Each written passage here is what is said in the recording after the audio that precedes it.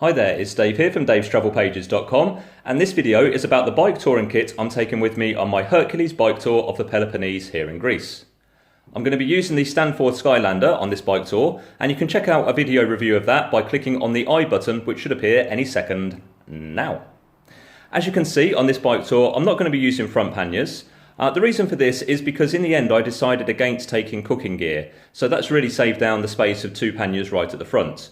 The tour is about 25 days long, and during that time I'm going to have a mix of wild camping, staying on campsites and also using hotels. So I am taking a tent with me as well, and that's what's in the rack pack on the back. So basically I've got 2 rear panniers, the rack pack and a handlebar bag.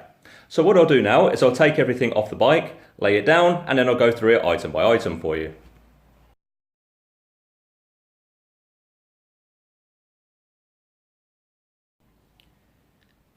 Okay then, so there's the kit laid out in front of the bike. If you've seen any of my previous bike touring videos about the gear that I take with me over the last 3 or 4 years probably, then some of this kit might look familiar. There's a reason for that. Most of the kit I choose because it's going to be long lasting, and if I get on with it, I just keep it, and I'm not really one to buy stuff just for the sake of buying stuff. In fact, for this trip, the only new item of gear I bought is the GoPro Hero3, which I've done a video on. I think it was the video before this one. Again, there's a little eye at the top of the screen. You can check out that review there if you wish. So let's start with the camping stuff, because that's the easiest stuff to start with. I'm taking a foam mat. I've never really got on with the inflatable mats, and maybe I should give them another go, but this was just €10 from the shop, so I've literally just bought that one, and it's never been used. It won't look like that at the end of the tour for certain. That's the Van Gogh Banshee 200 tent. I used that on my cycle trip from Greece to England, and there should be another eye at the top of the screen here as well.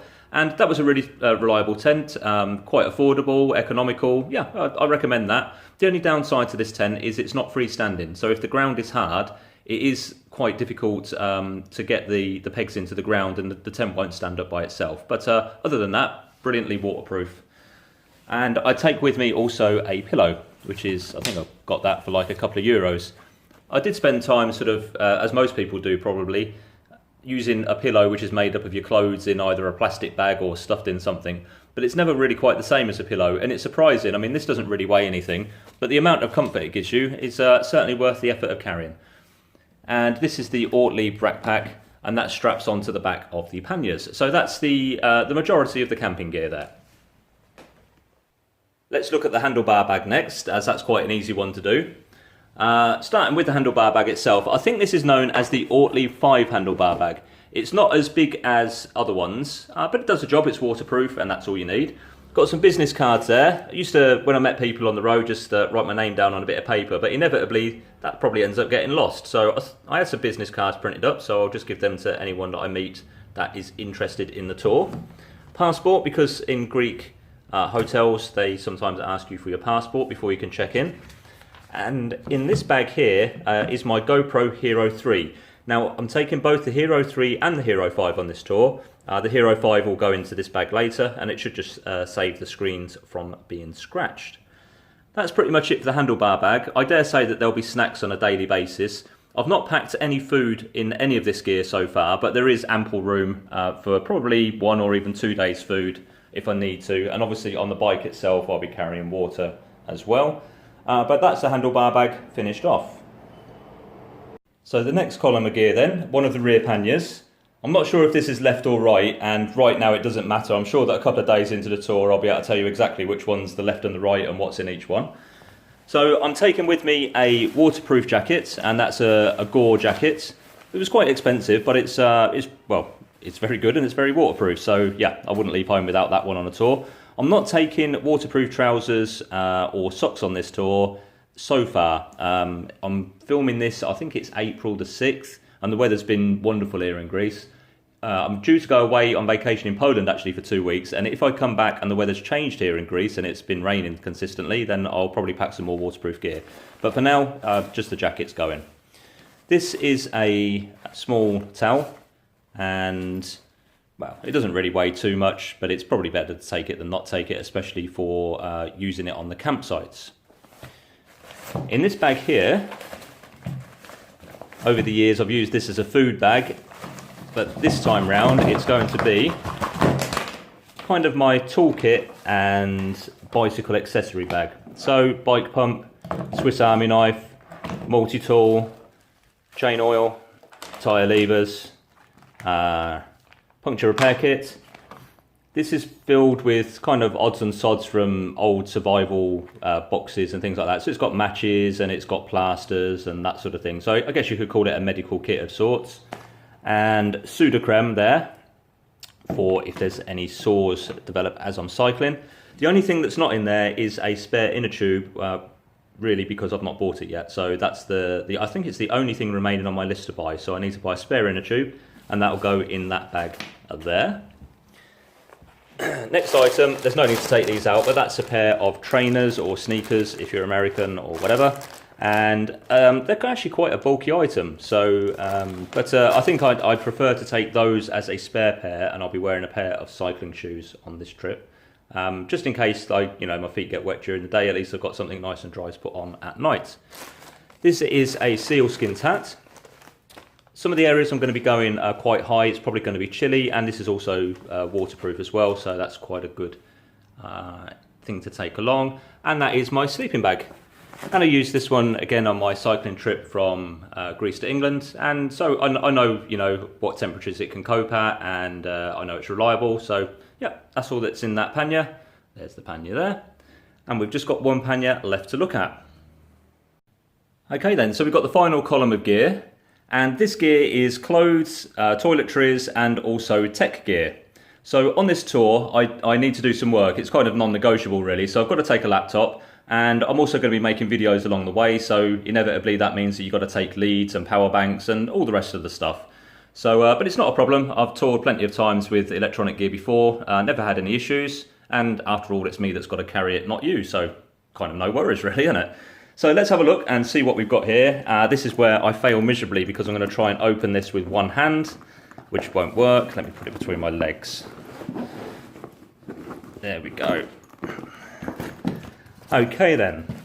So in here we have a power bank, and I've had this power bank for years actually. It's been probably one of the best things I've bought, except I think I was given it. So yeah, it's I think I've had it about 4 or 5 years, and that just keeps going and going. I'm going to take with me a little Walkman, a little Sony MP3 player, and the battery life on there keeps going and going as well. So there's a strong possibility I'll only need to have it charged once during the tour, and like, as I mentioned, the tour is 25 days long. This is a spare hard drive, and I've just put it into this, and I can get the lead out, and I've just put it into this case just to keep it cushioned a little bit. And I need this to transfer the video and audio and that sort of thing from cameras over to the hard drive. So that's that. Headphones, assorted leads.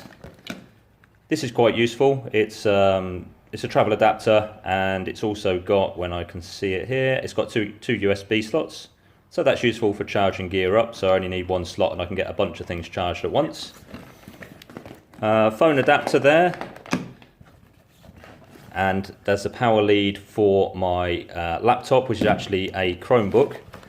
And in here I have a SD card adapter, and that's so that I can take out my micro SD from my GoPro and put it onto the computer and play around with it on there. And also in here I have some spare links for the bike, which I actually have no idea if these will be compatible with my chain anyway, so hopefully I'll never have to use them and find out. So that's the electronic gear, or some of it at least. Toiletry bag here. This is actually a little bit more full than it will be because I'm using this on my Poland holiday as well. So this has got toothbrush, toothpaste, little shower gels, like the ones you get from the hotels that I've picked up. Razors, shaving cream, that sort of thing. Probably won't be as much as this that I take. Maybe it'll even be half that I take with me. And finally, I find these packing cubes really quite useful for taking on the tour, because they fit in the panniers quite neatly, and it keeps everything compressed. So don't know if you use them on a bike tour, but I recommend it. Give it a go on your next one and see what you think. So that's my cheap, cheerful, and so far reliable Chromebook, and that's pretty good. Downside is you can't edit video on there, so I'm actually editing all the videos I do on my phone. So if you've got any questions about the quality of the videos, that's why. And in here we have, that's my spare pair of padded inner shorts for cycling, and that's doubled up by a pair that I'll be wearing on the day.